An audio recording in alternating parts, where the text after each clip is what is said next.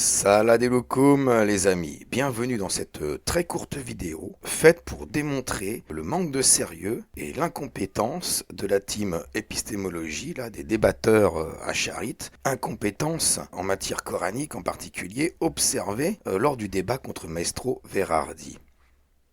Alors bien sûr, parmi les sophismes utilisés, il y avait celui-ci. Je peux dire en arabe quasiment. D'accord. Donc j'introduis une première, comme je disais, un premier biais ou une première carence au niveau méthodologique, c'est que souvent dans les sujets islamiques, on n'a pas l'arabe. Voilà, on demande innocemment à un maestro de réciter un truc en arabe, et puis après on dit « Ah, tu comprends pas l'arabe? Mais comment peux-tu critiquer des textes coraniques si tu ne parles pas arabe ?» Comment, sans l'arabe, on peut prétendre à étudier déjà le texte coranique? C'est n'importe quoi. Voilà, bon, bref. Observons donc leurs compétences à eux en matière coranique, d'après ces quelques versets que je vous fais écouter. Et quand il eut atteint un endroit situé entre les deux barrières, montagnes, il trouva derrière elles une peuplade qui ne comprenait presque aucun langage. Ils dirent, ô Dhul-Qarnayn, les Ya'juj et les Ma'juj commettent du désordre sur terre. Est-ce que nous pourrons t'accorder un tribut pour construire une barrière entre eux et nous? Il dit, ce que mon Seigneur m'a conféré vaut mieux que vos dons. Aidez-moi donc avec votre force, et je construirai un remblai entre vous et eux. Apportez-moi des blocs de fer. Puis, lorsqu'il en eut comblé l'espace entre les deux montagnes, il dit, soufflez. Puis, lorsqu'il eut rendu une fournaise, il dit, apportez-moi du cuivre fondu, que je le déverse dessus. Ainsi, ils ne purent guère l'escalader, ni l'ébrécher non plus. Il dit, c'est une miséricorde de la part de mon Seigneur, mais lorsque la promesse de mon Seigneur viendra, il le nivellera, et la promesse de mon Seigneur est vérité. Nous les laisserons ce jour-là déferler comme les flots les uns sur les autres, et on soufflera dans la trompe, et nous les rassemblerons tous. Nous sommes donc bien d'accord, à la lecture de ces versets, qu'il existe quelque part sur Terre, jusqu'au jour du jugement dernier, un mur en fer entre deux montagnes. D'où la question qu'a posée Maestro à Von Reich. Je pense que tu es d'accord sur le fait que Allah ne peut pas mentir et ne peut pas se tromper. Or, dans la légende, comme dans sa reprise par le Coran, dans la sourate 18, il est dit que Alexandre, donc dans le Coran Zulkarnaïn, a construit un mur et que sur ce mur, un mur en fer, et que sur ce mur, il y a une prophétie concernant la fin du monde. Bon, moi, j'aimerais bien savoir où se situe ce mur, si on peut le visiter. Là, je vais vous donner les réponses. Ce mur n'existe pas, puisque c'est une légende.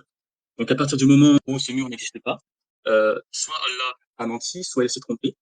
Mais donc, voilà, je sais pas à quel point c'est compatible avec l'hypothèse. Non, mais je termine. Et après, Comment tu prouves l'inexistence d'une chose, Maestro? C'est vraiment la question qui non, mais d'accord.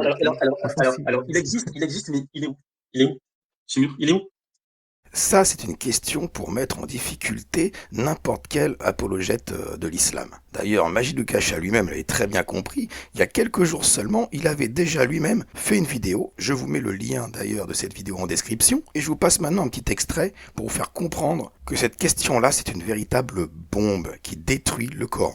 Alors, l'histoire que l'on va voir aujourd'hui est racontée entre les versets 83 et 100 de la sourate 18 du Coran, et dans ce récit, Allah parle d'un homme, Dhul-Qarnayn, qui a apparemment construit une barrière métallique entre deux montagnes terrestres. Et cette barrière métallique, construite par Dhul-Qarnayn, serait donc une barrière jusqu'à présent indestructible qui empêcherait les peuples de Gog et Magog, situés d'un côté de cette barrière, d'entrer en contact et d'importuner un autre peuple situé de l'autre côté de cette barrière, cet autre peuple que Dhul-Qarnayn souhaite donc défendre.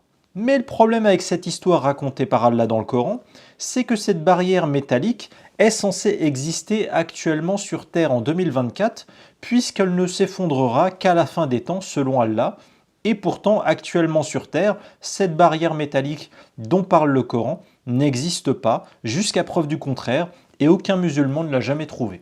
Et donc, il est censé être visible normalement, ce mur. Alors, écoutons la réponse d'Al-Jawab. Je veux que tu prouves cette implication logique. Pourquoi on aurait eu forcément des traces de ce mur-là? Pourquoi on aurait forcément eu des traces historiques de ce mur-là? Ah ouais, c'est vrai, il pourrait exister, mais on l'aurait pas encore découvert. Et on n'aurait pas de traces. Ah ah, alors, qu'as-tu à répondre à ça, Majid? Mais Mohammed n'avait pas imaginé que près de 14 siècles après sa mort, on aurait une surface de la Terre entièrement quadrillée et photographiée par des satellites qui auront photographié au centimètre près la moindre parcelle terrestre. Ah oui, alors en effet, si un tel mur existe, forcément on est censé avoir une trace. C'est impossible de ne pas avoir une trace, surtout aujourd'hui. Alors là, Von Reich, il va falloir qu'il trouve une solution, un argument, vite, vite. Tu dis que s'il y avait eu un mur, donc je rappelle, hein, un mur en plein milieu du Caucase, comme tu dis, qui n'a pas forcément tenu au cours de l'histoire, qui aurait pu être détruit, etc., il aurait pu se désaccrocher, etc., qui n'a pas forcément tenu au cours de l'histoire. Pardon? Le mur, il n'existerait plus. Il aurait été déjà détruit. Je ne crois pas que Von Reich puisse faire une erreur pareille. Réécoutons. Qui n'a pas forcément tenu au cours de l'histoire, qui aurait pu être détruit, etc., il aurait pu se désaccrocher, etc., qui n'a pas forcément tenu au cours de l'histoire. Ah oui, alors là, franchement, Von Reich, il va se faire corriger par Maestro et Magid. Je le crains pour lui.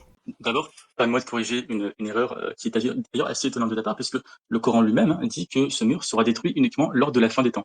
Donc il n'a pas pu être détruit à moins que tu supposes que Allah se soit trompé ou qu'il ait menti.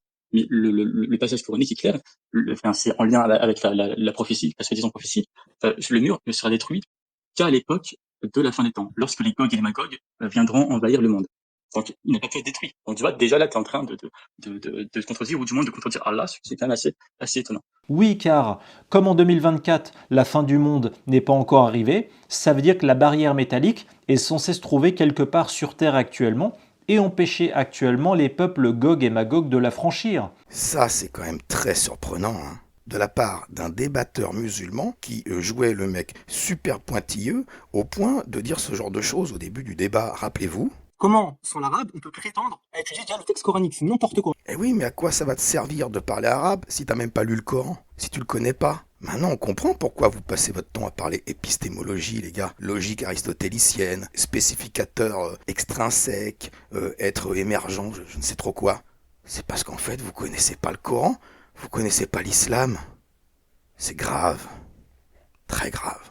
Une sombre histoire. Voilà, eh bien les amis, j'espère que cette vidéo vous a plu. N'oubliez pas mon Tipeee, s'il vous plaît les amis. Vous savez que YouTube ne sera jamais monétisé pour ma pomme, je le crains. Voilà.